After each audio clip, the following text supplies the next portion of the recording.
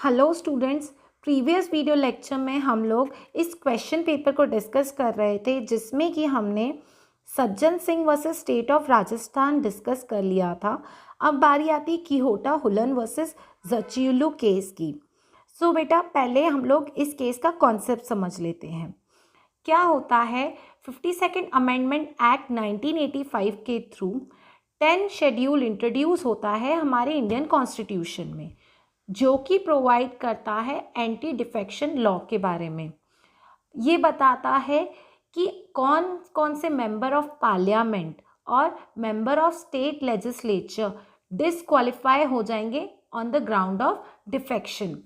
अगर कोई एमपी या एमएलए पहले एक पार्टी से इलेक्शन लड़ता है, लेकिन इलेक्शन होने के बाद वो पार्टी चेंज कर लेता है, तो उसे डिस्क्वालीफाई किया जा सकता है on the ground of defection.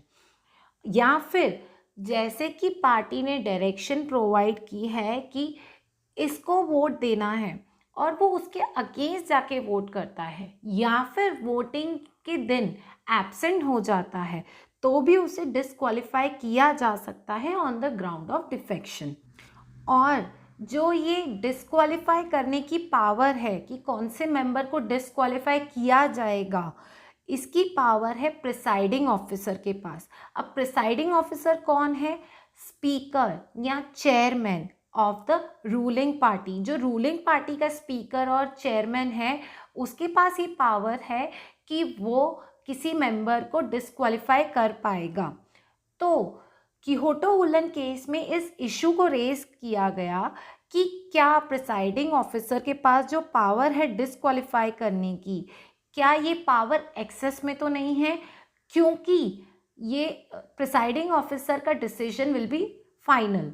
Okay, और इसको चैलेंज भी नहीं किया जा सकता हाई कोर्ट और सुप्रीम कोर्ट में। तो क्या ये जो पैराग्राफ है, क्या जो 10 शेड्यूल बात कर रहा है वो कॉन्स्टिट्यूशनल है या नहीं है? तो इस केस में कोर्ट ने ये वर्डिक्ट दिया कि 10 शेड्यूल कॉन्स्टिट्यूशनल है, सिंस कोई भी रूलिंग पार्टी अगर पावर में आती है तो वो इलेक्शंस के थ्रू आती है, पब्लिक का कॉन्फिडेंस जीत के पावर में आती है, और प्रिसाइडिंग ऑफिसर के पास ये पूरी पावर होनी चाहिए कि वो अपने पार्टी के डिसीजंस ले सके।